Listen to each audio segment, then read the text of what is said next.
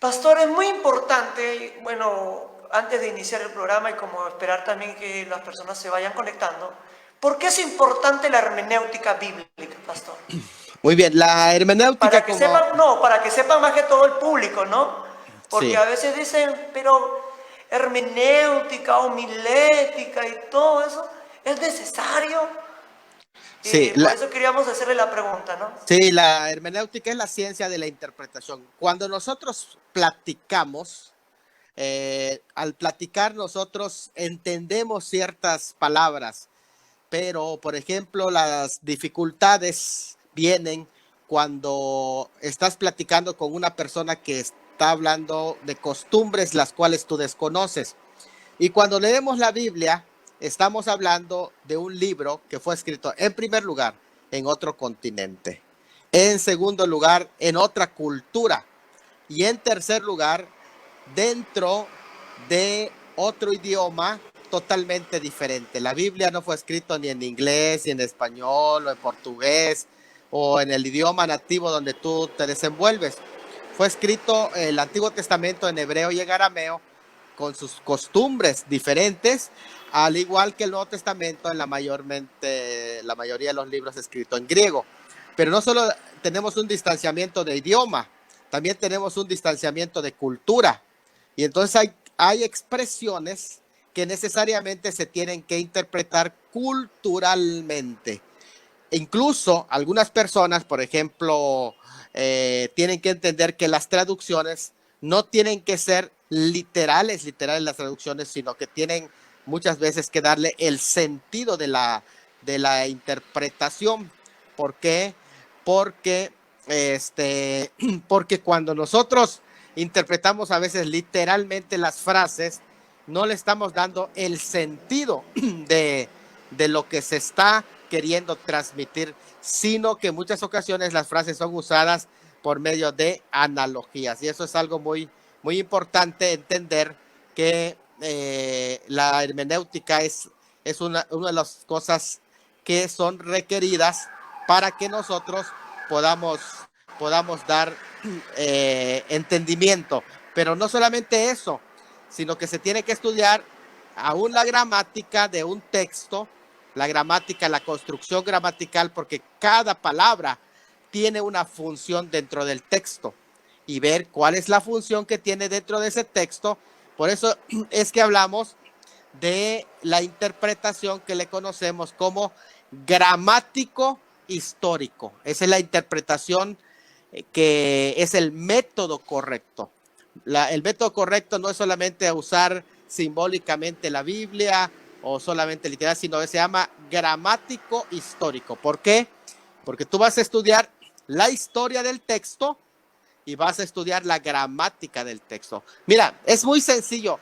La hermenéutica la usamos, que significa interpretación, la usamos hasta para leer una carta. Si tú lees una carta y conoces el contexto de quién te está hablando, vas a entender muchas del mensaje que te está diciendo esa carta. Pero si tú lees la carta y no conoces el contexto desde el cual lo dicen, hay cosas que no vas a entender y te van a dejar con la idea, con la duda. Si la carta está dirigida a ti, ya sabes el contexto. Pero si otra persona, un amigo, lee esa carta, sí va a entender varias cosas del contenido de esa carta, pero hay otras que no va a entender porque fueron dirigidas para ti, que conoces el contexto de que la persona tiene precisamente al platicar contigo, ¿verdad? Entonces, esto es algo muy importante, muy interesante. Y bueno, pues creo que va a ser de grande bendición esta temática. Adelante, Gesser. Ya, entonces hemos escuchado que es muy importante, hermanos que nos están viendo, es muy importante la hermenéutica en el estudio de las Sagradas Escrituras. Es muy importante, pastor. Si no utilizamos la hermenéutica, ¿podemos cometer errores? Desde luego, los errores de interpretación, porque cuando tú lees e interpretas a la luz de tu cultura, a la luz de tu contexto, vas a cometer muchísimos errores. Vamos a suponer, si tú lees la Biblia donde dice, vamos, yo estaba leyendo o de una persona que decía que los grandes cambios climáticos, por ejemplo, había un fenómeno que se llama el niño y otro fenómeno que se llamaba la niña, que tiene que ver con el calentamiento global y los deshielos, las grandes heladas que se está haciendo. Entonces agarraba la Biblia y decía, estaba escrito en la palabra del Señor. Y es posible que sí esté, pero él citaba Mateo 24, donde dice, cuando aparezca el Cristo dirán, helo aquí y helo allá. Y él decía, helo aquí y helo allá. Esas son las grandes heladas que están haciendo. Fíjate, helo aquí y helo allá. Con esa expresión helo, pero él pensaba que se refería a las heladas. Pero la palabra helo allá es helo aquí. Estaban diciendo que cuando aparezca el falso Cristo van a decir, helo aquí, aquí está el Cristo. Pero él decía helo en el sentido de los grandes hielos, las heladas, los fenómenos naturales de hielo, pero no tiene nada que ver con eso. Entonces tú agarras un texto y lo descontextualizas por completo y haces que diga lo que el texto no está diciendo. Y eso es peligroso en primer lugar, porque eso ya no es lo que Dios está diciendo. Por tanto, deja de ser eso la palabra de Dios en la forma en que tú lo estás interpretando. Entonces es importante entender que la hermenéutica es una clave para poder interpretar la palabra del Señor correctamente, porque cualquiera puede leer y suponer que eso está diciendo, pero cuando tú lo lees a la luz de los contextos, de la costumbre, de la cultura, entonces te vas a dar cuenta de que la riqueza del significado que tiene cada una de las palabras, para que sepas qué es lo que significó a las personas a las que se le dirigió esas palabras. Claro que sí es muy, pero muy importante, y al de no conocerlo se puede caer en errores. Así que la hermenéutica es muy importante para que, miren, a veces le tenemos terror al tema de la hermenéutica, pero cuando la Biblia dice las cosas secretas pertenecen a Dios, nos está diciendo que hay cosas que Él no quiso revelar. Esas no te preocupes. Pero dice, más las reveladas son para nosotros. Nos está dando a la vez una responsabilidad. ¿La responsabilidad de qué? El Señor Jesús lo dijo. Escudriñad las sagradas escrituras. Y la palabra escudriñar es más que leer. La palabra escudriñar tiene que ver con indagar. Tiene que ver, de hecho, si quieres usar la palabra escudriñar para sumérgete dentro de la profundidad del texto. No te quedes con lo superficial del texto. Eso, la palabra escudriñar las sagradas escrituras. Entonces es importante. El tema de la hermenéutica, ¿es o no es importante? Sí es muy importante y es una responsabilidad. Todos tenemos un método para estudiar la Biblia, pero la hermenéutica te proporciona herramientas. Fíjate, es importante eso. La hermenéutica bíblica te proporciona herramientas. Ahora, hay que entender que la hermenéutica bíblica general se ocupa de los principios, las reglas y los métodos para interpretar la Biblia. Esa es la hermenéutica bíblica general. Pero en especial el tema que vamos a hablar es de la hermenéutica escatológica. ¿Por qué? Porque vamos a estar hablando de la escatología. De hecho, en la hermenéutica bíblica general, la mayoría de los que creen en la inspiración de las Sagradas Escrituras, ellos aceptan que el método es gramático histórico. Pero cuando llegan a la escatología, dicen, ahí no, vamos a cambiar de método. Y entonces tienen un problema, porque para estudiar la escatología cambian de método. Ya no continúan con el método gramático histórico literal, sino que ahora cambian de método. Pero la hermenéutica escatológica es una rama de la hermenéutica especial que se encarga de los principios que rigen la interpretación de género profético, apocalíptico o de la revelación escatológica. Ahora, hay una diferencia en esto, a mí me gustaría dejarlo claro. Una cosa es el género profético y otra cosa es el género apocalíptico. La apocalíptica judía en realidad no está dentro del canon bíblico. La apocalíptica judía, que son escritos que fueron excluidos del canon, como son el libro de Enoch, como hay varios de los libros, los apócrifos de Daniel y otros más, que fueron excluidos del canon, se llama el género apocalíptico. Pero, por ejemplo, Daniel es género profético. De igual manera lo es el libro de Apocalipsis. Por eso es claro en la escritura, y aquí algunos se confunden, por eso yo lo aclaro, porque de pronto he escuchado gente que ha salido a pronunciar en redes sociales que Apocalipsis es género apocalíptico. No se confundan la palabra Apocalipsis con el género apocalíptico, no lo confundan.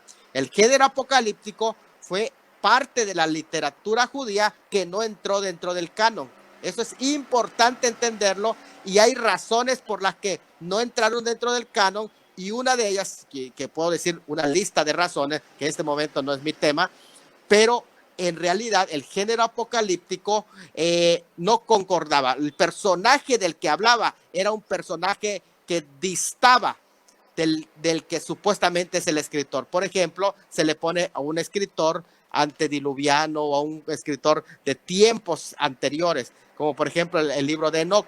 No se le pone al nombre del autor, sino que se le pone el nombre de un personaje antediluviano, por ejemplo, ¿no?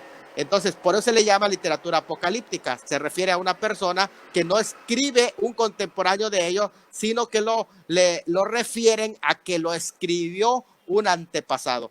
Ese dentro de ellos. Pero la literatura apocalíptica es más mítica y tiene la influencia de griega. Pero el libro de Apocalipsis, por ejemplo, no, porque lo escribió Juan, un contemporáneo. Y es importante entender que había un mensaje claro y directo. Pero eso es por decir algo, ¿verdad? Entonces es importante hacer la diferencia entre el género apocalíptico y el género profético. Eso es muy importante, hacer esa diferencia. De hecho, creo que este es un momento histórico importante en la vida de la iglesia y de todos los que somos testigos de lo que está aconteciendo en el mundo. Porque en Daniel capítulo 12, versículo 9, le dice el ángel, le respondió: anda, Daniel, pues estas palabras están cerradas y selladas hasta el tiempo del fin. Así que este es el tiempo de abrir la escritura, de interpretar lo que se estaba hablando. Si estamos en días de los finales para la iglesia y próximos para que inicien el tiempo del fin para Israel al que se refiere Daniel, entonces creo que las palabras hoy proféticas cobran una importancia, y la interpretación profética de igual manera lo tiene. De hecho, Apocalipsis 1:1 dice: la revelación de Jesucristo que Dios le dio para manifestar a sus siervos las cosas que deben suceder pronto. Ese pronto quiere decir inminente. Es lo que hemos hablado, ¿se acuerdan la palabra inminente? Pronto. Y la declaró enviándolo por medio de su ángel a su siervo Juan. Así que estamos ya en tiempos proféticos. Primera de Juan 2:27 nos dice a esta generación también: pero la unción que vosotros recibisteis de él permanece en vosotros, y no tenéis necesidad que nadie os enseñe. Así como la unción misma os enseña todas las cosas y es verdadera y no es mentira, según ella os ha enseñado, permanecer en él. ¿Qué nos está diciendo? Que tenemos toda la autoridad bíblica para interpretar, porque nunca la profecía es de interpretación privada. Es interesante esa frase de que no es de interpretación privada, porque quiere decir que no es particular o que le pertenezca solo a un grupo, sino que la hermenéutica quiere decir que tú puedes interpretar la Biblia, pero tienes que seguir también los principios, porque no es de interpretación privada. No solamente tú tienes la verdad, cotéjala, compárala. Y la hermenéutica, escuchen esto, hace que tu interpretación pueda ser evaluada, pueda ser sopesada. Si la interpretación que tú das es fuerte y tiene bases, no tiene miedo de ser sopesada. Pero una interpretación que no aguanta la hermenéutica es una interpretación muy débil y no merece ser aceptada. Eso es importante lo que estamos aquí compartiendo, Gesser. Entonces tú me dices en el momento en que vayamos a entrar. Bueno, pastor, estamos ya en unos 2 minutos más para poder iniciar esta ponencia del día de hoy. Como esperar también que los hermanos se vayan añadiendo poco a poco. Así es, a todos los que están escuchándonos puedan compartir este link, puedan pasar la voz a los demás hermanos y amigos que ya estamos en tu programa Torre Fuerte, un programa de enseñanza bíblica, un programa educativo, donde aprendemos de la palabra del Señor. Aprendemos día a día sobre el tema del arrebatamiento. Podríamos decir, Pastor Salomón, que estamos viviendo días bíblicos. Sí, de hecho estamos en tiempos proféticos. Según mi perspectiva de Primera de Juan, estamos en la última hora de los últimos días. Ya es la última hora cuando ya creo que el anticristo está sobre la tierra en algún momento ya, listo para hacer su espectacular aparición. Por lo tanto, la iglesia tiene que ya estar preparado porque pronto nos vamos. ¿Qué estamos diciendo? Que el próximo evento que debe de ocurrir es el arrebatamiento de la iglesia, y según las señales que se le dio a la iglesia, no a Israel, a la iglesia, que tiene que ver con los falsos maestros, que tiene que ver con la apostasía dentro de la iglesia, ya está presente.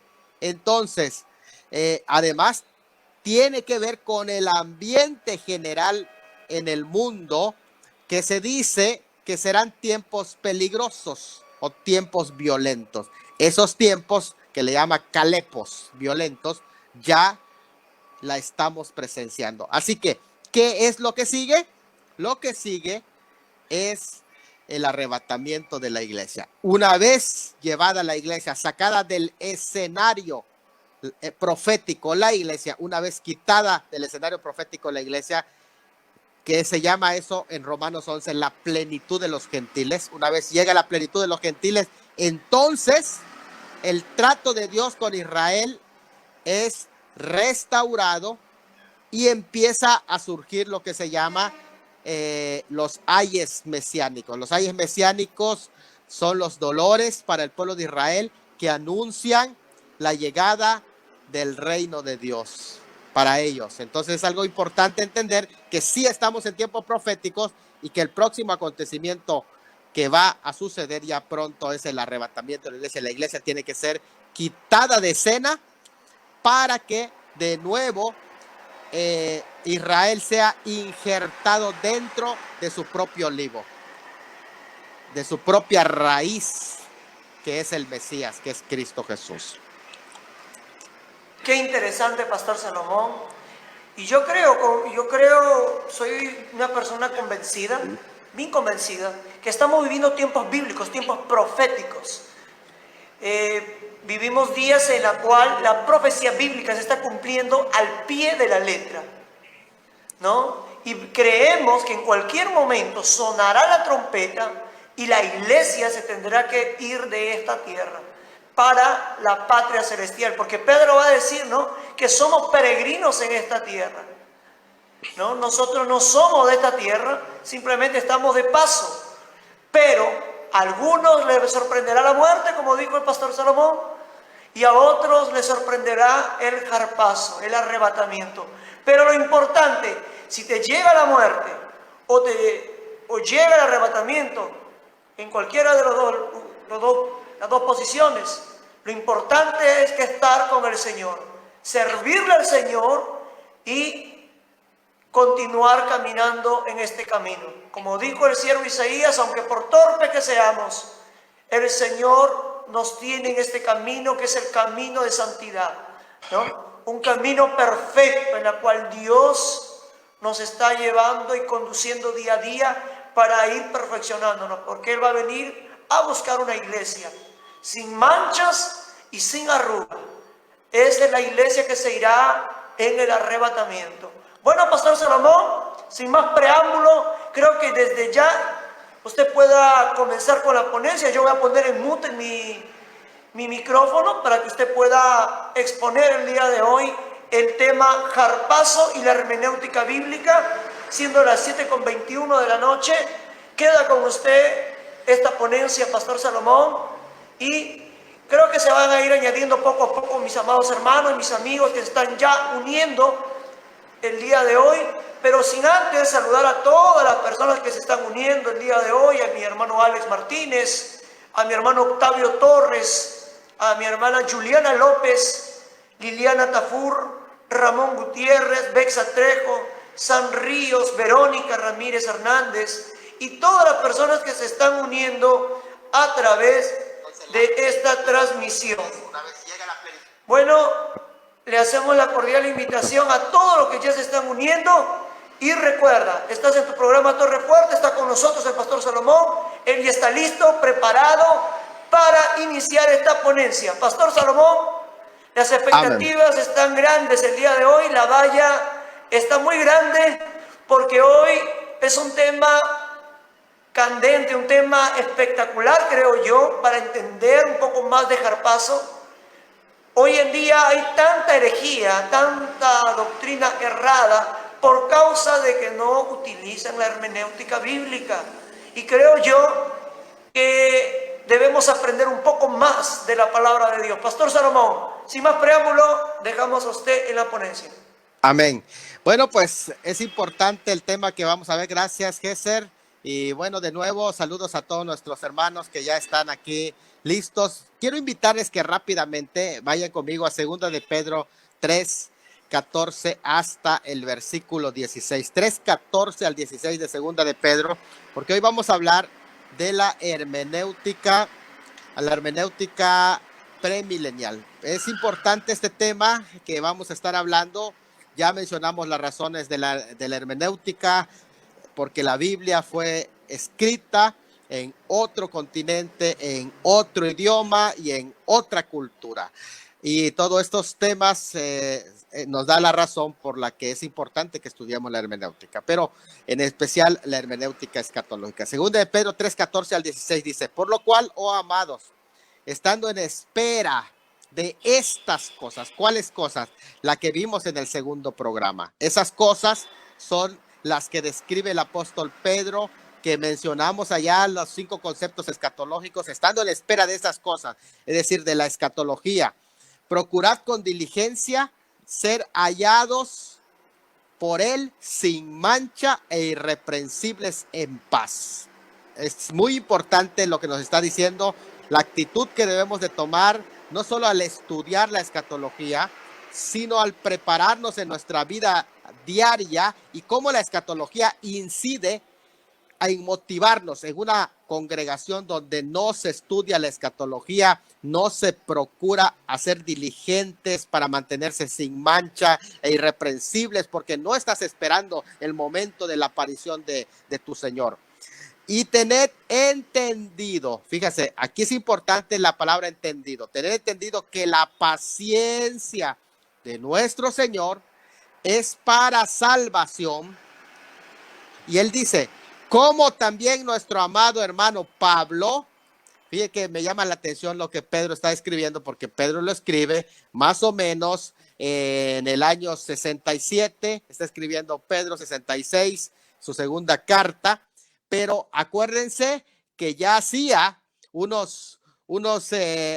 tiempo, por ejemplo, unos 15 años, que Pablo lo había reprendido según Gálatas capítulo 2. ya lo había reprendido. Y qué humildad, qué grandeza de este personaje, el apóstol Pedro, con todo su carácter áspero y de un pescador y de un hombre rudo y muy rápido en reaccionar. Si quieres tú que alguien que no guarda las cosas y que tenga resentimiento, pero él no.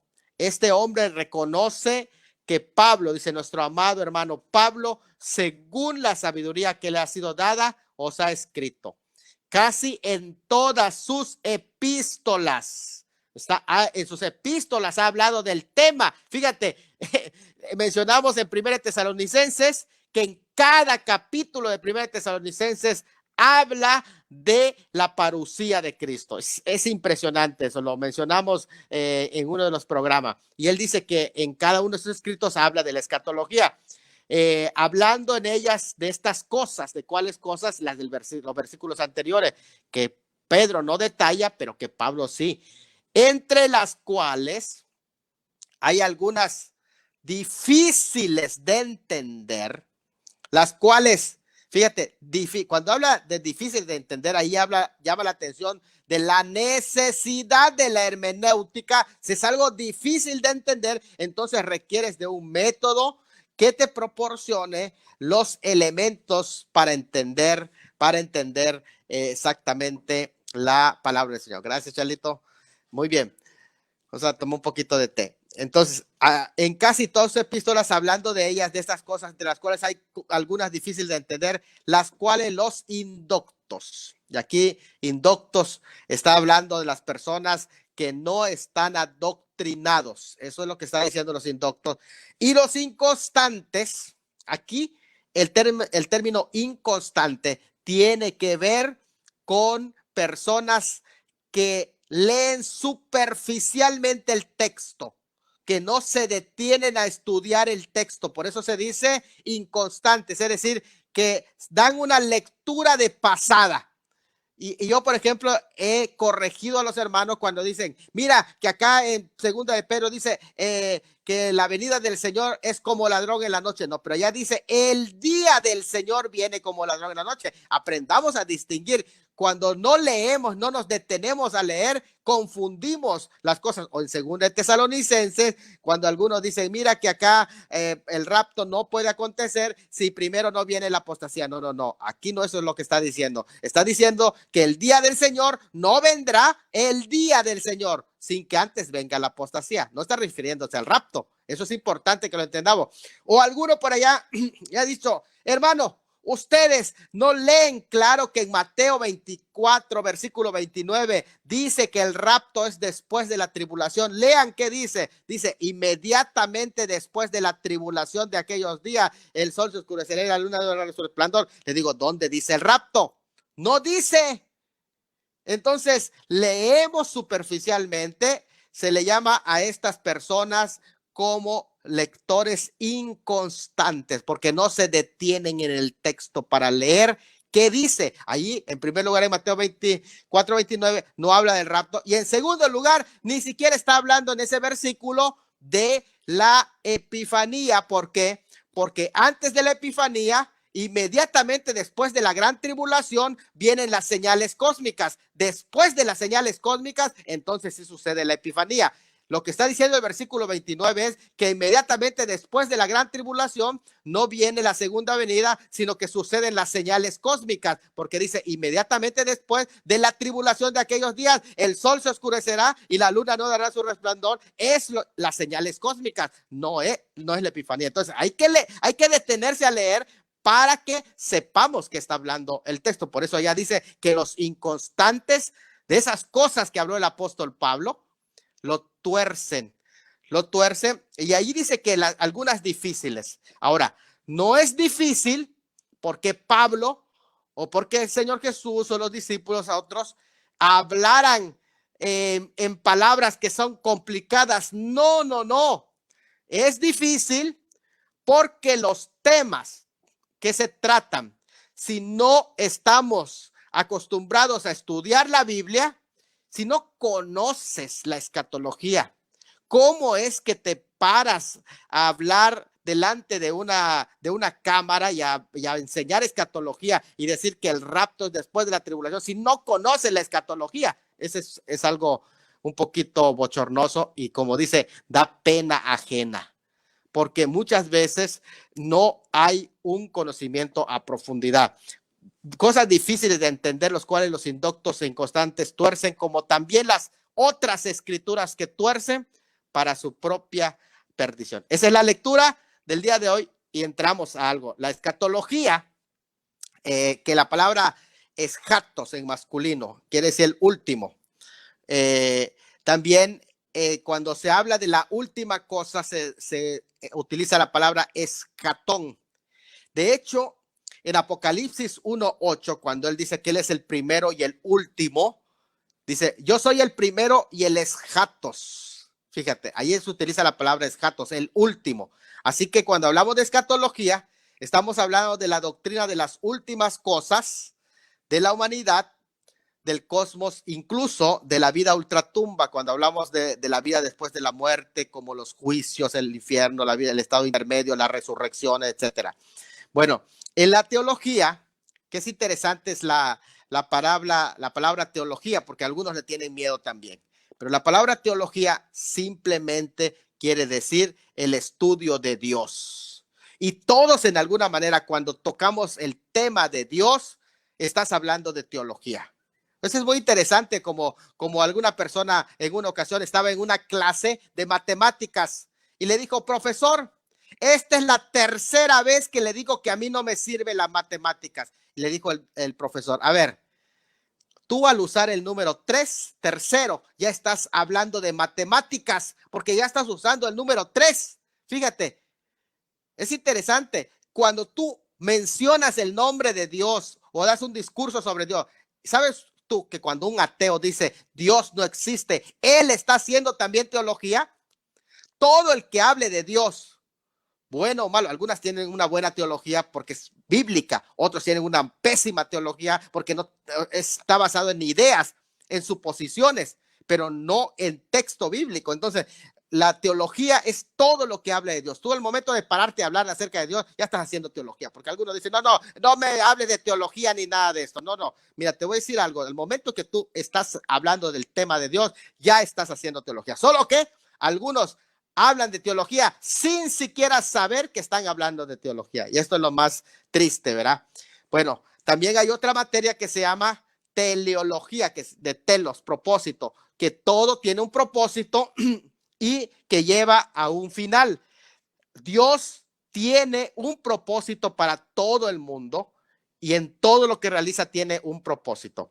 En este texto que leímos, cuando dice que en el versículo, que es el versículo 14, por lo cual, amados, estamos en espera de estas cosas. Dijimos de las cosas que mencionó anteriormente. La palabra espera, ya lo hemos mencionado en otra ocasión, cuando habla de esperar, de la inminencia.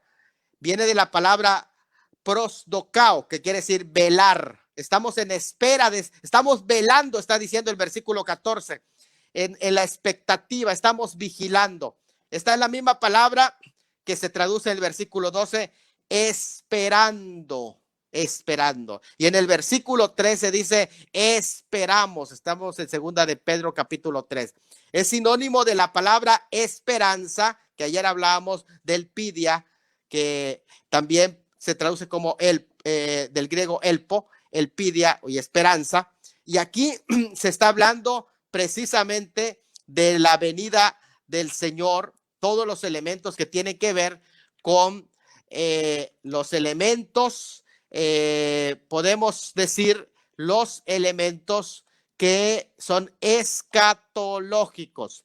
Y en este sentido, ya lo hemos mencionado, la venida del Redentor del Antiguo Testamento era un tema que era importante, que hablaba de un descendiente, hijo de David, y que iba a ser el siervo sufriente, pero que también, según Isaías, era también de naturaleza divina. Isaías 7:14 y 9:6. Bueno, también se habla del reino de Dios, que iba a tener una inauguración, un auge, una consumación en los pactos.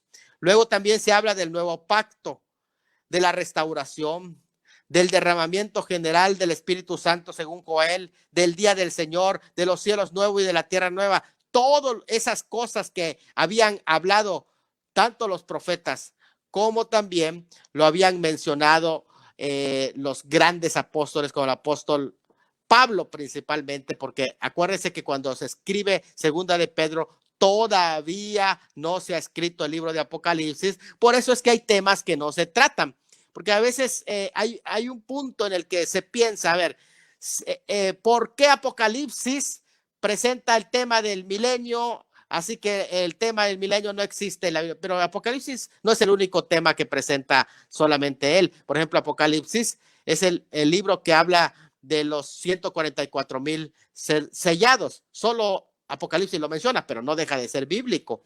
Ahora, habla de los 2 testigos. Solo Apocalipsis habla de los 2 testigos, pero no deja de ser bíblico. Solo porque solo en Apocalipsis aparece, lo vas a quitar o desechar como doctrina. Solo Apocalipsis habla de la ramera religiosa del capítulo 17 y Apocalipsis 18 habla ya de la ramera de la Gran Babilonia comercial. Pero no lo vas a desechar solo porque únicamente Apocalipsis lo menciona. No. Sabemos que cada uno de los apóstoles tenía su énfasis y algunos de ellos estaban relacionados con los temas desde la perspectiva judía del judaísmo del segundo templo.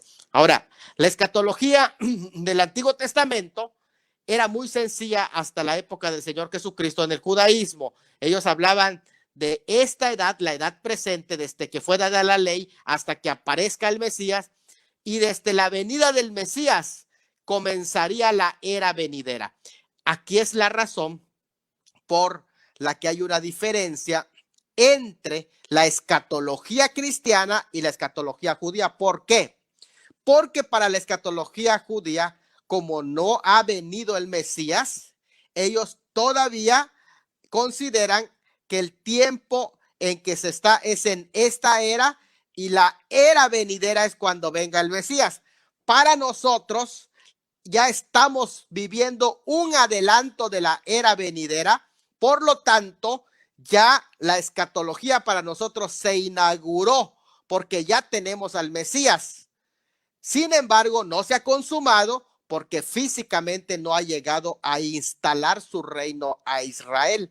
Y eso es importante hacer esa diferencia. Ahora, hay algo también en que difiere la escatología cristiana de la escatología judía, porque para nosotros ya hay 2 aspectos de la venida de el Mesías, que también entienden los 2 aspectos, pero no aceptan en la forma en que entendemos el cumplimiento. Por ejemplo, la venida del Mesías Ben Yosef o como siervo, y la venida del Mesías Ben David, que es el hijo de David, o su venida como rey. Para nosotros, él ya vino como siervo. Hubo una primera venida y eso inauguró para nosotros los últimos días. Estamos en los últimos días para la iglesia, pero no para Israel, porque para ellos todavía no están en los últimos días, porque no ha llegado el Mesías. Entonces es importante entender esta diferencia y que la segunda venida, cuando aparezca como rey, entonces ya va a cumplir sus promesas para el pueblo de Israel. Esa es en general la diferencia entre la perspectiva judía y la perspectiva cristiana. En el Nuevo Testamento se encuentra la revelación dual de la venida del Señor Jesucristo. Es decir, que antes de la llegada del Mesías, que es esta edad antes de la llegada del Mesías, viene el Mesías, la escatología se inaugura y empieza lo que se llama el ya, las cosas que ya se cumplieron. Se desarrolla el presente siglo, los últimos días en la iglesia, pero todavía falta la segunda venida cuando viene como rey, donde se van a cumplir lo que todavía no se ha cumplido en la escatología futura, lo cual cuando él venga se inaugura el siglo venidero o la era venidera. Así es como ahora se entiende en toda la concepción de el concepto bíblico. Entonces es importante entender todo este concepto de la escatología. Y esto nos va a llevar también a entender, ¿verdad? Lo que aquí el apóstol Pedro nos estaba diciendo, porque ya una vez que entendemos todo este proceso de la escatología, que hay un proceso en la escatología, en especial hay una evolución. Esto se llama la revelación progresiva. Es importante entenderlo. ¿Qué quiere decir la revelación progresiva? La revelación progresiva no es tan complicado. La revelación progresiva quiere decir que Dios ha ido enseñándole a la humanidad poco a poco, paulatinamente. Es como cuando entra tu hijo al kinder y le empiezan a enseñar los colores. Después, ya cuando pase la primaria, le empiezan a enseñar a leer, a escribir, a sacar algunas cuentas. Luego en secundaria ya empieza a hacer operaciones, pero ya cuando llega en la preparatoria ya empiezan a mostrarle cómo está distribuido las matemáticas con álgebra, y así en cada escalón se le va aumentando.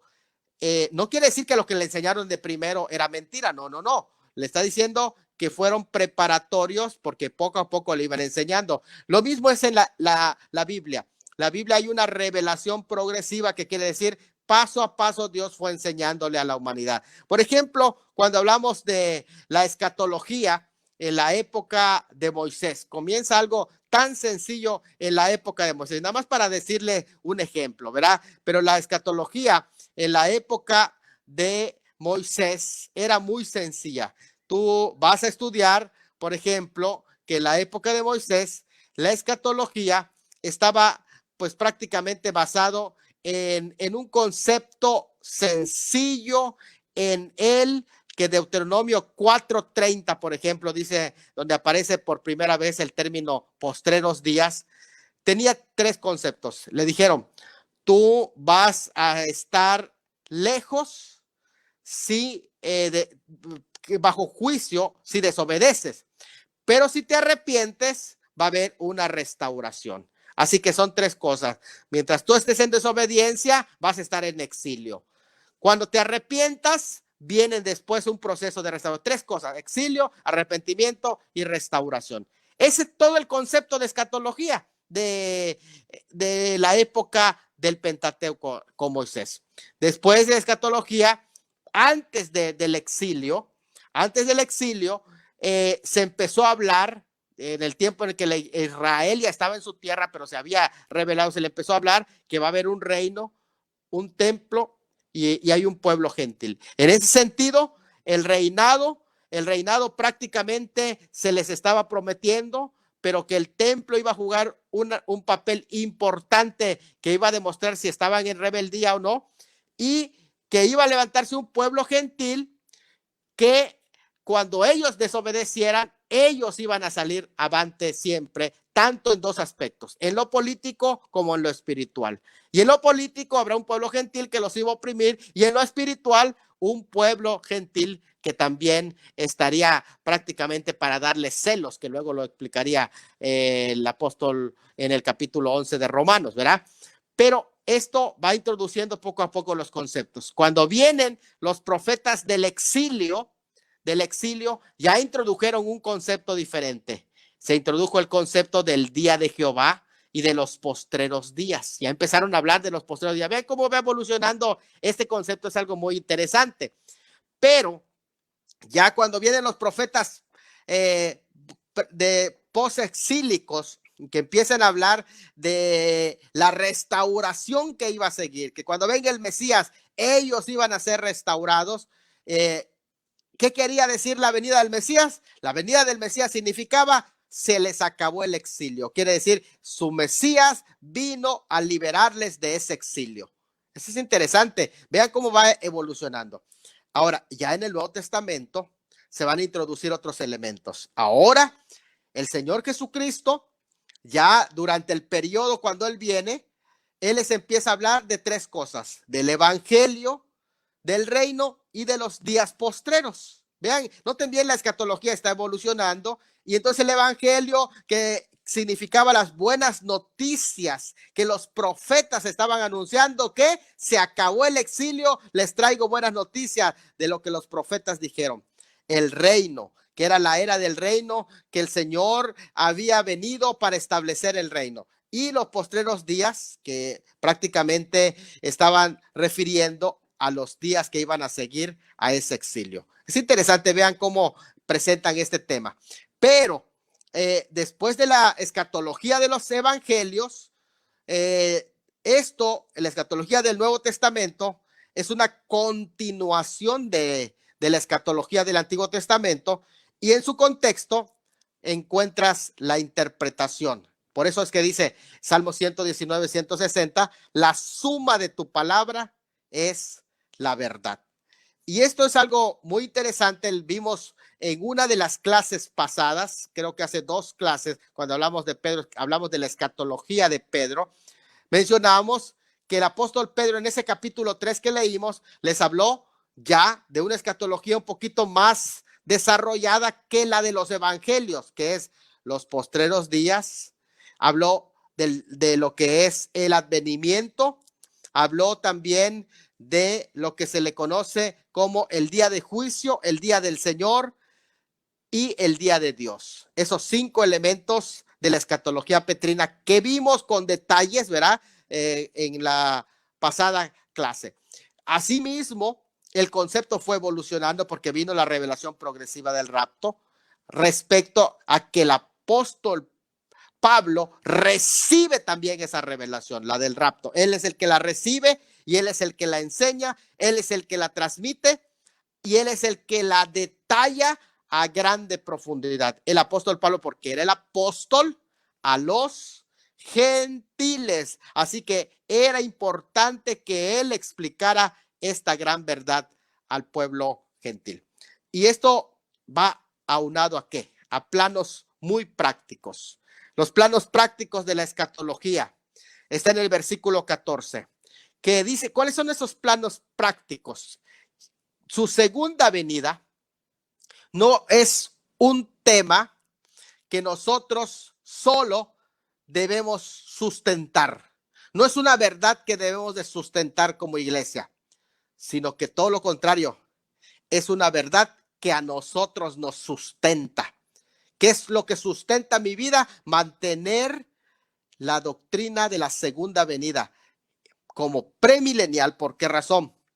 Porque cuando entiendo que es una venida literal, que es una venida para establecer ese reino que anuncia que se acabó el exilio, entonces debo de ser hallado procurando con diligencia ser hallado preparado como una novia en 3 aspectos: sin mancha, irreprensibles y en paz.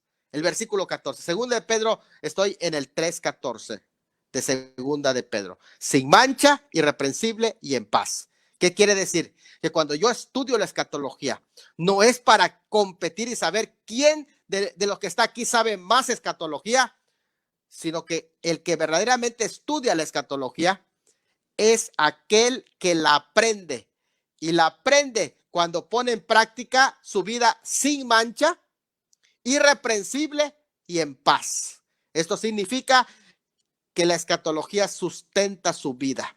La segunda venida es la doctrina que sustenta tu vida sin mancha, irreprensible y en paz. Si eso estás haciendo, estás en lo correcto. No estás estudiando la hermenéutica de la escatología para que te pongas a confrontar, sino para que seas hallado sin mancha, seas hallado irreprensible y seas hallado en paz. Si estás en espera, porque ahí lo dice, en espera, es importante entender que en espera quiere decir que esa es la esperanza que te sostiene, que te sustenta.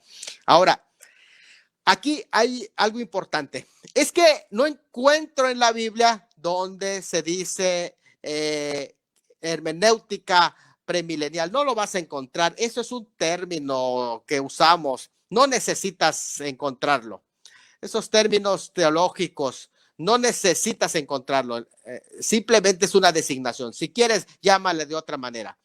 Pero hay algo que debemos de saber. El desarrollo de la teología es un proceso normal en la historia. Es la razón por la que la estructuración de gran parte del análisis profundo y la discusión detallada de la escatología se dio en siglos pasados recientes. ¿Por qué razón? Porque de alguna manera en los primeros tiempos no se discutió esos temas, y cuando fue el turno de que tocó discutir el tema, se desarrollaron las doctrinas. Hay que conocer el proceso. Hay un libro muy bueno que se llama, lo recomiendo, El progreso del dogma, de James Hoare.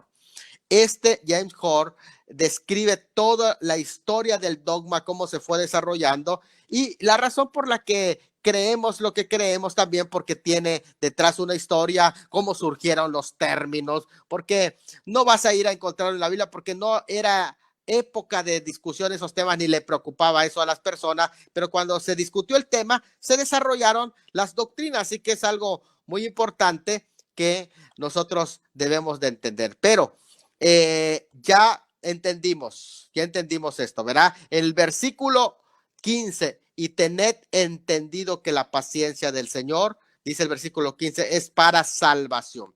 Yo entiendo que lo principal es la salvación, pero también hay temas que involucran nuestra salvación. ¿Por qué razón? Porque nos instan para prepararnos, y la fe premilenial nos insta para prepararnos. Mira, vivimos en la tensión entre anhelar que Jesús cumpla su promesa de regresar por nosotros y el deseo de esperar hasta que haya personas que reciban a Cristo, porque eso es lo que decimos aquí, que la paciencia del Señor es para salvación. Así que nosotros sí queremos que Cristo venga, pero también queremos que la gente se salve. Esto es una tensión constante. Tenemos que predicar. ¿Y cuál es la forma correcta? Es vivir en espera, como si Cristo viniera esta noche, esta hora, como si ya hoy viniera el Señor Jesucristo. Esa debe ser la espera. Pero trabajar como si todavía Él no viniera. Eso es una enseñanza muy importante. En el día del Señor, cuando se desarrolla el día del Señor, el Señor va a castigar a los pecadores, pero hoy usa sus propias normas de lo que podríamos llamar lentitud, porque Él es lento para la ira. Estamos en el tiempo de gracia, por eso es lento para la ira, porque su paciencia, que es prácticamente parte del carácter del Señor, que significa su salvación, porque dice que Él es paciente. Entendió que la paciencia del Señor es para salvación. Y aquí el apóstol Pedro, inmediatamente citando a Pablo en los versículos 15 y 16, dice, como también nuestro amado hermano Pablo, según la sabiduría que le ha sido dada, os ha escrito casi en todas sus epístolas. Y a mí me gustaría dar varias notas de estos dos versículos, varias notas. A ver, la primera nota que aquí aparece es la revelación progresiva por medio de Pablo, nuestro amado hermano Pablo. Ya hemos dicho, después de la conversión del apóstol Pablo, la doctrina del Nuevo Testamento se desarrolló. O sea, Pablo fue prácticamente el cerebro de la doctrina del Nuevo Testamento, por decirlo así, pero es el instrumento que Dios usó, es la mejor expresión, siendo un erudito que Dios había preparado dentro del judaísmo y lo usó para que se estructurara. Son 13 epístolas que él escribe prácticamente para enseñar, estructurar. Podemos decir lo principal, lo básico de la salvación con referencia a la nueva comunidad de fe que es la iglesia. Así que hay una revelación progresiva que se va dando, y esto también debe de darnos lecciones de por qué algunos libros no hablan del tema del rapto, ni tenían por qué hablarlo todos los libros, hablar del tema del rapto, no. Pero si el apóstol Pablo recibe una revelación progresiva de cómo se va estructurando la enseñanza del Nuevo Testamento. Segundo, la iluminación progresiva en los primeros cristianos. Una cosa es revelación progresiva, que es lo que está escrito que tenemos, y otra cosa es iluminación progresiva, que tiene que ver ya con la interpretación que los cristianos, lo que ellos entendían. Por eso dice, según la sabiduría que le ha sido dada. Esta iluminación progresiva es lo que ustedes van entendiendo. Es interesante esto, porque a medida que tú vas desarrollándote en tu vida cristiana, vas ampliando los conceptos de la Biblia, y eso se llama iluminación progresiva. Por eso dice, según la sabiduría que le ha sido entregada. Luego también vemos la inspiración en los escritos de Pablo, y de otros apóstoles, porque dice, os ha escrito casi en todas sus epístolas, como también las otras escrituras. Quiere decir que considera las escrituras, los escritos de Pablo, el apóstol Pedro, los considera como inspirados, los considera como palabra de Dios. Por aquí ya los escritos de Pablo están teniendo, según el apóstol Pedro, el mismo nivel que las otras escrituras. ¿Cuáles son las otras escrituras? Son las del Antiguo Testamento, y también seguramente otras que circulaban ya, como los evangelios. Ya estaban Marcos, ya estaban Lucas, que ya estaban circulando, y posiblemente Juan se escribiría posterior a ello, ¿verdad? Pero aquí encontramos algo muy, muy interesante, ¿verdad? Que lo que se está diciendo es que esas son escrituras inspiradas también. Ahora, no solamente eso, sino que cada apóstol trató temas diferentes complementarios, hablando de ellas, de estas cosas. Interesante cuando dice que Pablo habló de la escatología, porque de estas cosas dice, ¿cuáles cosas? Las que menciona en los versículos anteriores, que son 5, y las mencioné a continuación, ¿verdad? Antes de esto yo lo mencioné otra vez, solo lo hice de pasada, aunque yo ya lo había explicado en otra clase. Pero lo que está diciendo es que Pablo tocó esos temas con detalle. O sea, él era un escatólogo muy importante. La otra parte es la necesidad de la hermenéutica. Fíjate, la necesidad de la hermenéutica, porque dice, en las cuales hay algunas difíciles de entender, las cuales los indoctos e inconstantes tuercen. Aquí está la necesidad. Si son cosas que hay difíciles de entender, por eso necesitamos la hermenéutica. Una persona que dice, no, yo no necesito la hermenéutica, es un arrogante. Aunque parezca de humildad, a mí nadie me enseña, solo Dios. Es un arrogante. ¿Por qué? Porque el Señor instituyó maestros. ¿Quién no sino el Espíritu Santo? Estás rechazando la obra del Espíritu Santo, que un maestro te enseñe. ¿Por qué? Porque Él levantó maestros, precisamente porque ese es el ministerio.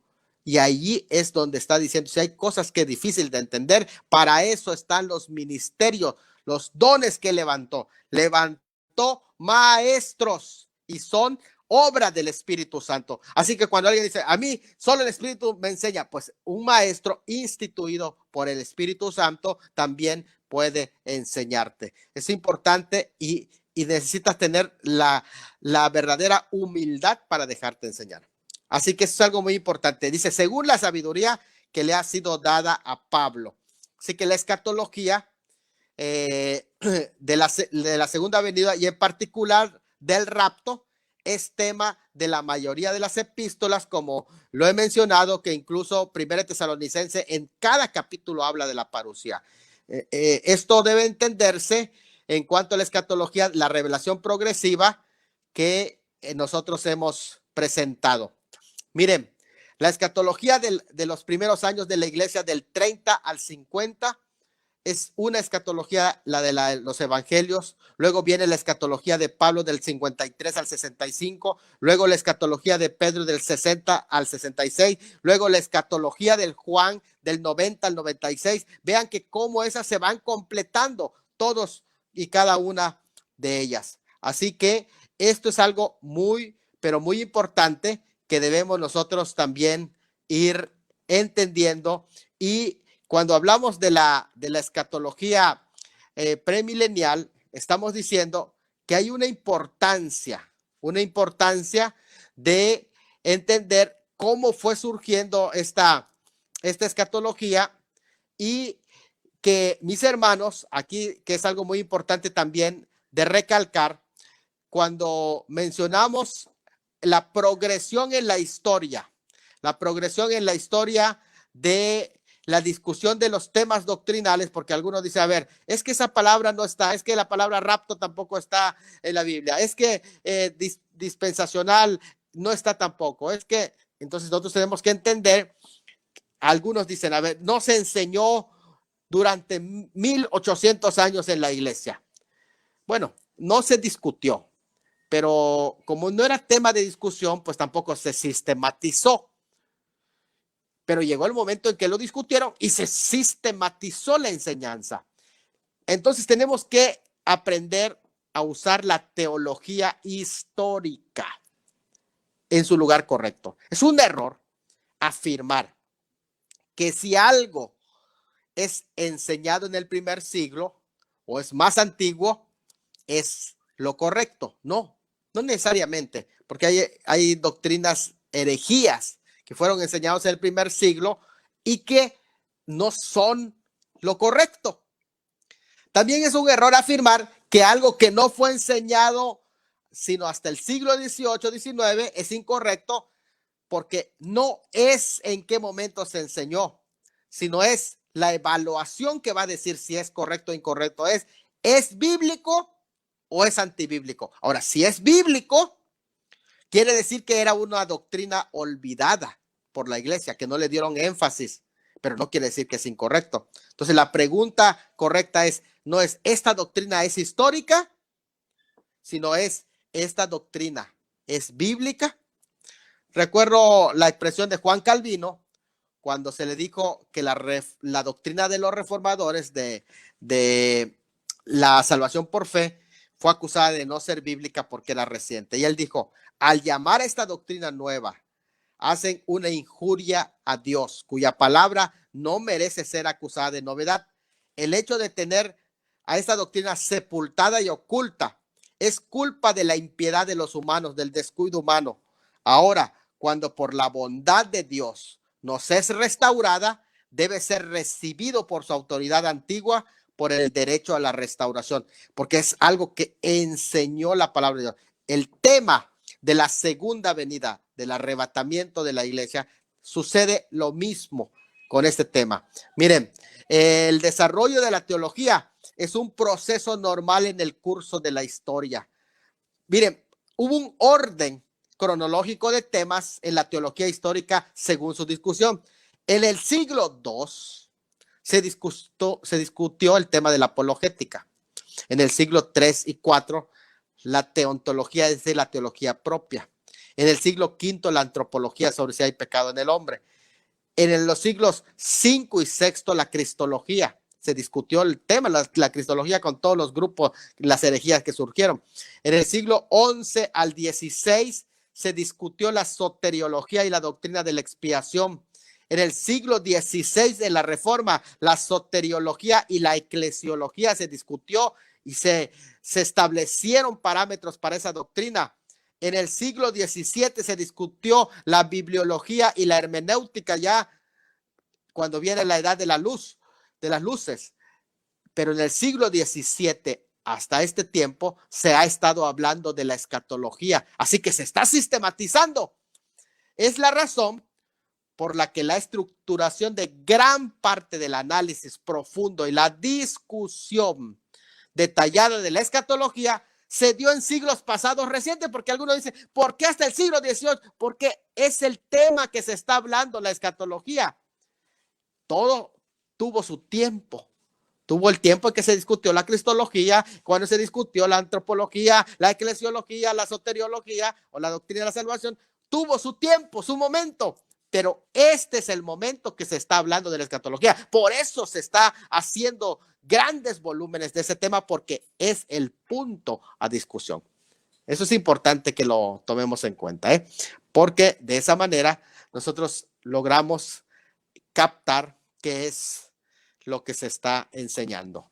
Aquí entonces, ya entendiendo esta temática, nos damos cuenta que aquí se está hablando en 2 de Pedro 3:15 de la paciencia del Señor. ¿Y qué es la paciencia del Señor que es para salvación? Es lo que nosotros llamamos el tiempo de gracia, teniendo en cuenta que la paciencia del Señor, el tiempo de gracia, eso entra también dentro del kairos de Dios. ¿Por qué? Porque el tiempo de gracia o el día de gracia, cuando se dice que es el día de gracia, el día de salvación, el tiempo aceptable que es el día de gracia, no está refiriéndose a un día de 24 horas, como algunos interpretan, ¿verdad? Que cuando siempre que se usa la palabra días de 24, no. Aquí mismo lo dice, que entendiendo que para el Señor un día es como 1000 años y 1000 años como un día.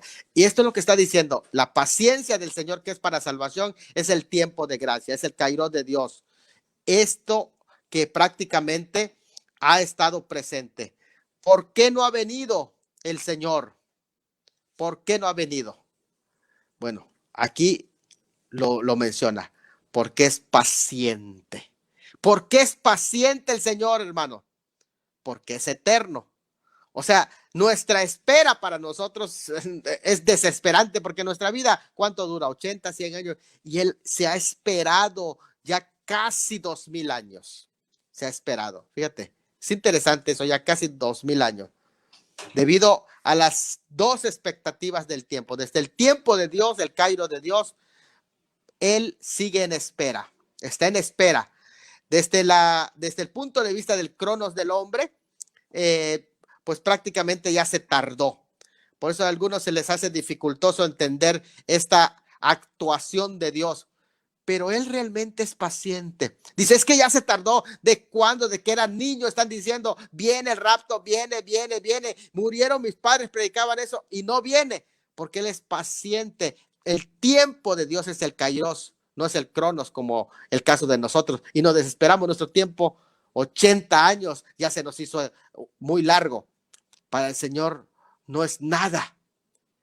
Es la paciencia del Señor. Nadie sería salvo sino por su paciencia y su longanimidad, pese a que se trata de una característica reactiva de los atributos de Dios. Pero Dios observa cómo los humanos reaccionan a su palabra y en base a esa reacción sobre el arrepentimiento humano, Él actúa. Porque dice, y vio Dios que todo intento del corazón del hombre era continuamente el mal y dijo, le dolió el corazón y raeré todo hombre sobre la faz de la tierra. Él está viendo. Esta paciencia se ha extendido por todo este tiempo que nosotros conocemos como tiempo de gracia, porque Él es tardo para la ira, es paciente. ¿Y es para qué? Para salvación. ¿Por qué se ha extendido su paciencia? Porque Él está esperando que tú seas salvo. Según tu cronos humano, Él ya se tardó. Según el kairos de Dios, todavía no se ha tardado, porque para el kairos 1000 años es como un día. Y ya Él lleva 2 días de paciencia casi. Y en este segundo milenio que lleva de paciencia para con nosotros, Él espera la salvación. Y este importante tema de la escatología premilenial, que entiende que el reino de Dios todavía se va a establecer sobre la tierra y que va a ser inmediatamente después de su venida literal, después de la gran tribulación. Estoy hablando de su venida en gloria. Todavía sigue presente. Así que, bueno, pues vamos a dejar espacio para preguntas. Simplemente voy a dar rápidamente la historia del premilenialismo, cómo es que la iglesia se va apartando del premilenialismo, porque inicialmente, después de la predicación detallada de Juan, se cierra el canon y curiosamente que se cierra de nuevo hablando del tema del reino. Miren, el tema del milenio no lo inventa el apóstol Juan. El tema del reino de Dios está declarado desde el Antiguo Testamento en los pactos que Dios hizo a Abraham, a Isaac, a Jacob, el pacto davídico, el pacto que se le conoce como israelí, antes de entrar a la tierra prometida. Ahí está el reino de Dios que iba a ser establecido, que se le prometió al pueblo de Israel. Fue confirmado por los profetas, incluso anunciado como un nuevo pacto, lo que iba a ser para que se cumpla.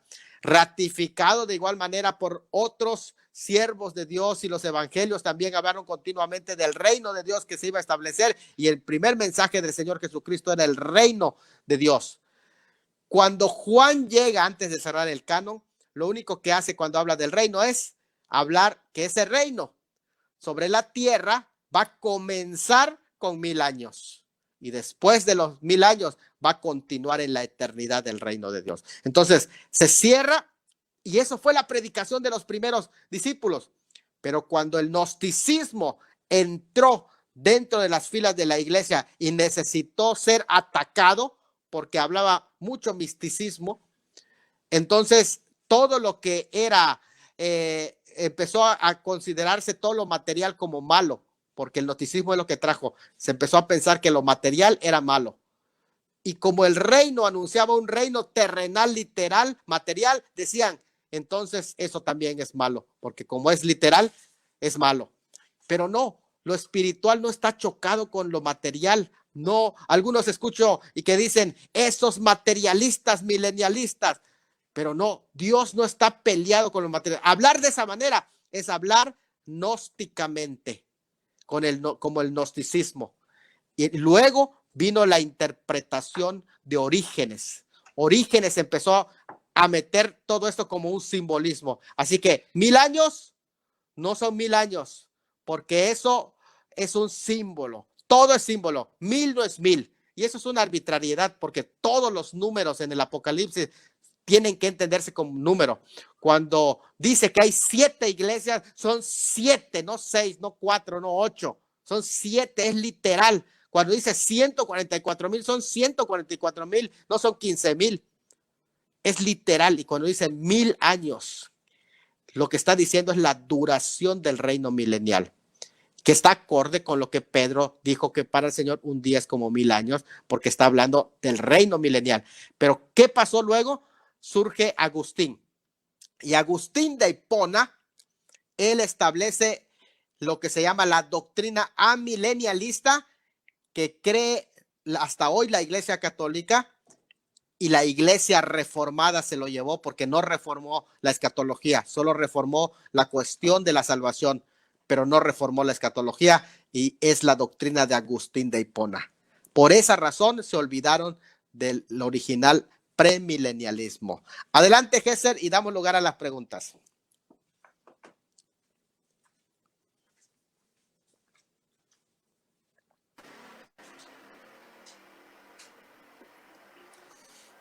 Bueno, estuvo muy interesante la clase el día de hoy, Pastor Salomón.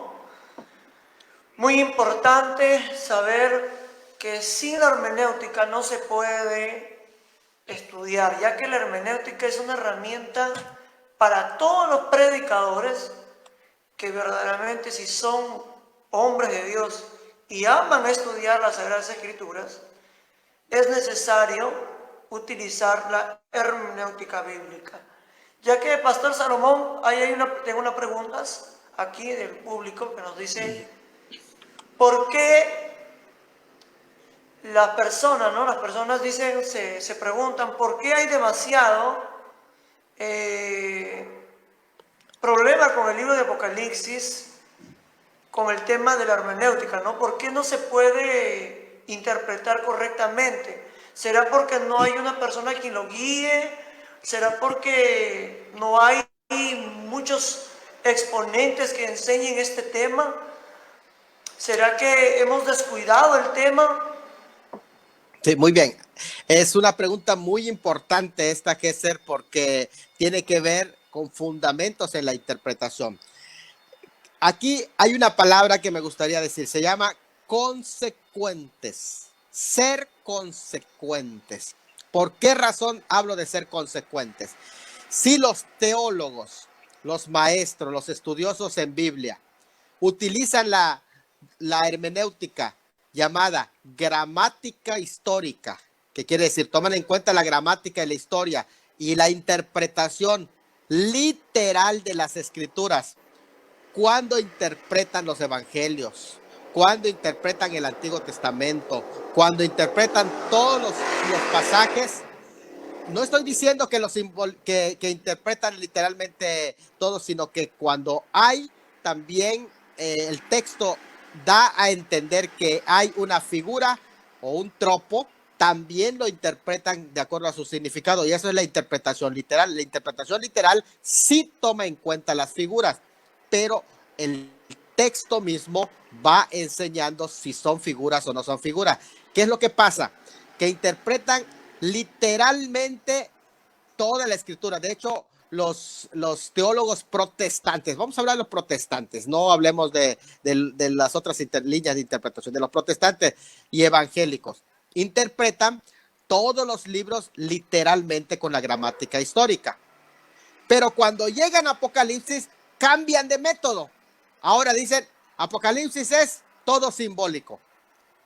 Bueno, si vas a interpretar todos los demás libros gramatical e históricamente con el método literal o natural de interpretación, ¿por qué no aplicas el mismo método para la interpretación de Apocalipsis? ¿Por qué tienes que cambiar y decir todo es simbólico? Si todo es simbólico, tú le dejas lugar para que cada quien le dé el simbolismo que quiere a la Biblia, y entonces vienen las múltiples de interpretaciones. Pero cuando tú vas y aplicas el método literal o gramático histórico, interpretando también las figuras que contiene, el texto te va a dar el parámetro, ya no tienes problema. Por ejemplo, estás leyendo el libro de Apocalipsis y ves que es una revelación literal, pero el texto te dice, apareció en el cielo una gran señal. Ya te está diciendo que eso no es literal, sino que eso es una gran señal, un gran signo, y esa señal tiene que interpretarse simbólicamente. Pero mientras el texto no te diga que es simbólico y dice no selles, detén los vientos para que no caigan hasta que sean sellados en sus frentes los siervos de nuestro Dios, tienes que entenderlo literal, porque es realmente lo que el texto te está diciendo. Está diciendo que no es un símbolo. Y esto es algo muy importante. Cuando tú lo interpretas a la luz de estas revelaciones, lo que es una revelación, lo que el texto te va dando para que interpretes, entonces se llama gramático histórico. No tienes que ponerle simbología. Por ejemplo, fíjate, cuando Lucas capítulo 21, yo escuchaba predicador, incluso me tocó escuchar cuando era yo un niño, al mismísimo Jimmy Swaggart, respecto al texto de Lucas 21, cuando decía por el bramido del mar y de las olas. Y es interesante que en ese texto de Lucas 21, él decía, aquí no se refiere a los océanos, se refiere a las multitudes de turbas, pero realmente ahora en este tiempo entendemos que sí es un texto literal y que sí se refiere a los océanos. Fíjese, incluso es un súper exponente, y él sigue la interpretación gramático, histórico y literal, muy buen exponente, muy buen en su escatología. Pero aquí, solo con aplicar aquí a esto es simbólico, dijo. Te estoy hablando aquí de hace unos 30 años que lo escuché en ese, pero ¿qué pasó después del 2006 cuando la palabra tsunami surgió? Este texto se volvió literal y nos comprueba que no tenemos que simbolizar los textos. Leamos la escritura literalmente tal cual, y eso te va a llevar a la interpretación premilenial de que Cristo sí viene y que cuando venga va a establecer su reino sobre esta tierra. Esto es algo muy importante de entenderlo, Gesser. Adelante. Eso quiere decir, Pastor Salomón, que no todo lo que está en Apocalipsis, ¿no? Todo lo que esté en el libro de Apocalipsis, el último libro de la Biblia, no todo es simbólico, ¿no? Sino también es literal, como tal, Es ¿no? correcto. Como el personaje del anticristo, ¿no? El anticristo es un personaje que va a salir, ¿no? Una vez que la iglesia salga de esta tierra, ¿no? Es correcto. ¿Cómo es que se llega a las conclusiones de lo literal? Se llega a las conclusiones de lo literal a través de la gramática y la historia. Son dos cosas. Gramático, histórico, te va a llevar a lo literal. ¿Por qué razón? ¿Qué es lo que significaba para los primeros oyentes de Juan? Incluso Apocalipsis capítulo 6, según los historiadores, y el capítulo 13 lo ven como juntos, que incluso se lo aplicaban a Nerón en sus dos etapas, porque Nerón tuvo una etapa en el que él fue un líder querido dentro del pueblo romano, pero que después fue llamado una bestia. Fíjate, primero como un gran líder, como un príncipe, como un que aparece montado en el caballo blanco, aparentemente un gran pacificador, un gran político, pero después se convirtió en una bestia. Y por eso el capítulo 13 también para algunos inicialmente hay una referencia, escuchen bien, no vayan a pensar y a decir, el pastor dijo que el anticristo allá que ya se cumplió, no, estoy diciendo que hay una referencia que sirve como símbolo o como ejemplo para lo que va a suceder en el futuro. Es decir, las dos etapas del anticristo. Esto es interesante. Cuando tú lo ves, dices, entonces quiere decir que sí es literal. Las simbologías, desde luego, se interpretan porque el mismo texto te va dando el espacio de que son simbologías, pero hay un anticristo que incluso allá es mencionado como un ser, es mencionado como una persona, porque se dice que él será herido de muerte. ¿Sí? El griego cuando dice que será herido de muerte, dice él, hay un él será herido de muerte, quiere decir que es una persona. Miren, para que tengan una idea, por ejemplo, tú lees Apocalipsis 17 y lees Apocalipsis 18, son dos conceptos de Babilonia que aparecen allá. Si tú lees el capítulo 18 y ves Babilonia, es una Babilonia como ciudad, es una Babilonia literal. En tanto la del 17, tú ves las características y te das cuenta que es una Babilonia religiosa. Entonces, para el capítulo 18 es muy claro, porque tú entiendes que Babilonia es Babilonia, y si tú quieres saber quién es Babilonia, tú vas a la historia, buscas un mapa y ubicas claramente dónde está el sitio geográfico de Babilonia, y esa es Babilonia. Muchas veces caemos en la interpretación simbólica, pero si tú vas a la historia misma te va a declarar quién es Babilonia. ¿Sí me explico? No tienes por qué inventar que Babilonia es Estados Unidos, que Babilonia es tal, no. O sea, hay un sitio geográfico en donde está ubicada Babilonia. Y esto es algo muy, muy interesante. Son ejercicios que cuando tú interpretas Apocalipsis, hay que hacer la investigación a qué se está refiriendo a través de la gramática y la historia que será adelante.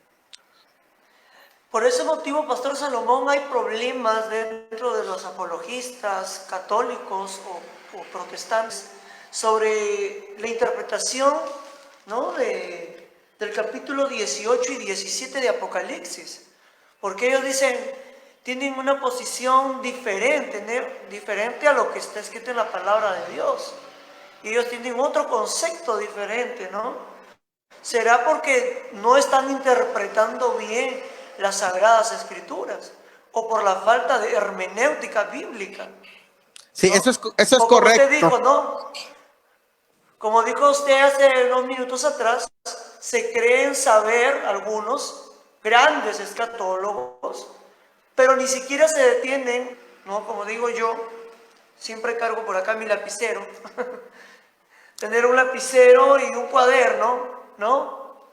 Y agarrar la Biblia y estudiar, no es leer solamente. Mucha gente solamente se dedica a leer, pero no a estudiar, y este es el problema de América Latina, pastor. Hay mucha herejía que está entrando a las iglesias por causa de que no somos como los hermanos de Berea, ¿no? Dice el libro de los Hechos que los hermanos de Berea, cuando el apóstol Pablo llegaba, ellos meditaban si lo que Pablo decía era verdad o era mentira o era engaño.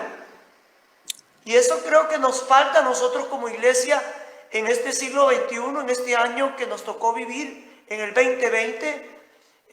Nos falta irnos a las herramientas que está al alcance de la mano, ¿no? Que una de ellas es la hermenéutica bíblica. ¿Y qué opina de eso, Pastor Salomón? Sí, es correcto. Como hemos dicho, se topan con un problema cuando usan la simbología. Porque decimos, a ver, la gran ramera y que sí, simboliza la iglesia católica, simboliza la iglesia evangélica. Ahorita los neomesiánicos están diciendo, simboliza a la iglesia católica y a la iglesia evangélica. Estás suponiendo, pero cuando tú vas a la historia y estudias, la historia misma te va a ir mostrando qué es el significado de esos. No tienes por qué inventar. La historia te corrobora las Sagradas Escrituras. Es en primer lugar. Entonces, la hermenéutica simbólica, la alegórica, se le conoce como el método alegórico de alegorizar toda la Escritura, esa te lleva en un peligro en la interpretación, porque entonces alguien por allá dice, por ejemplo, dentro de la teología católica, la gran ramera es Jerusalén. Fíjate, entonces es interesante cómo Sí. cada uno va a tener, porque es simbología, lo que quieran ellos ponerle al texto, pero no vayamos a lo que quiera, sino a lo que el texto te está enseñando en realidad. Por otro lado, también estas herramientas son importantes porque te proporcionan todos estos elementos para que vaya teniendo bases sólidas en tu interpretación, Gesser. Entonces es importante que se tome eso en cuenta y que nos, fíjate, por allá hay una especie de fobia al estudio de la palabra de Dios, porque dice, esto son opiniones de hombres. Al final sí, son opiniones de hombres, pero sobre temas bíblicos. Y al final, hasta la tuya es una opinión de hombre, porque de pronto dicen, no, es que yo no me baso en opinión de hombre. En alguna opinión de hombre te estás basando. Pero qué bueno que se pueda poner en balanza esa opinión y si soporta el peso hermenéutico, entonces quiere decir que es una buena opinión, es una buena tesis. Es importante ese concepto. ¿Por qué razón? Porque al final hasta la tuya es opinión de hombres. Si vamos a eso, ¿quién dice que solamente a él Dios le habla? Y lo que tú interpretas es solamente el Espíritu Santo, estás en un peligro de caer en una secta. Porque dice que porque la profecía no es de interpretación privada. Cuando dice que no es de interpretación privada, tiene muchas aristas ese texto. Primero quiere decir que no está hablando la profecía sobre ti, sino sobre Cristo. En segundo lugar, está diciendo que tú no puedes interpretar aparte de la comunidad general del pueblo de Dios. ¿Por qué? Porque dentro de la comunidad también hay otros que tienen el Espíritu Santo. No solamente tú tienes el Espíritu Santo para interpretar. Y también significa que no hay una exclusividad. Es decir, como la Iglesia Católica, que si no es el magisterio oficial, tu interpretación está equivocada. Solo la del magisterio oficial está... No. Aquí dice que no es de interpretación privada, no es exclusiva, pero tampoco es de interpretación aislada. Ni es exclusiva ni es aislada, sino que tiene que darse dentro de la comunidad. ¿Cuál es el temor de escuchar a alguien que te da una enseñanza y te propone algo y evalúalo? Si es bíblico, lo aceptas, y si no es bíblico, si no tiene peso bíblico, entonces lo rechazas. No pasa nada, no es ningún problema. Adelante, Gesser. Bueno, pastor, ¿cuál sería el consejo para seguir para los nuevos estudiantes de este tema, ¿no? Que están estudiando el tema de escatología bíblica? ¿Cuál es la recomendación? ¿Qué debemos hacer? ¿Cómo tratar de aprender un poco más sobre este tema? Muy bien. El primer consejo que yo les daría es no sean rápidos para oír las cosas que les gusta escuchar. Dice que los griegos les gustaba escuchar siempre algo nuevo, porque de pronto en profecía surge esto. Hay alguien que trae una interpretación que es interesante, que llama la atención y rápido le das compartir. Vamos a compartirlo, lo haces viral. No, vamos a detener, no corras tanto. Vamos a pararnos, un stop. Ahorita con redes sociales la vida es muy rápido, hay mucha agilidad, pero poco tiempo para procesar la información. Hay mucha información, corre bastante información y hay poco momento de detención para reflexionar sobre esa información. De pronto encuentras una información y lo estás compartiendo, pero no, hazte un stop. Hace un stop porque dice que los griegos buscaban siempre algo nuevo. Y no, vamos a esperar, vamos a dar un stop para ver que si es algo verdad confirmado, si tiene peso bíblico para poder compartirlo. En segundo lugar, vamos a buscar realmente personas conocedoras, que vemos que tienen la palabra, enseñanza, que tienen trayectoria, no personas que desconoces. Generalmente en redes sociales vamos a tener un mundo de personas, está todo mundo allá en redes. ¿Por qué? Porque redes sociales soportan lo que sea, pero nosotros tenemos que tener ese discernimiento y ese cuidado. Dice, ten cuidado de ti mismo y de la doctrina. Ojo, tengan mucho cuidado. No solamente lo que escuchan a primera vista, sino mediten en el tema de escatología. Pisen con cuidado en la interpretación y no vayan corriendo, vayan escuchando las exégesis. Yo sé que aquí es un punto interesante que llama la atención, que la gente tiene comezón de oír, pero no la palabra. Cuando hay alguien que presenta una exégesis, como que no le gusta. ¿Por qué la gente dice, a ver, no le entiendo mucho a los maestros, a los exégetas? ¿Por qué no le entienden?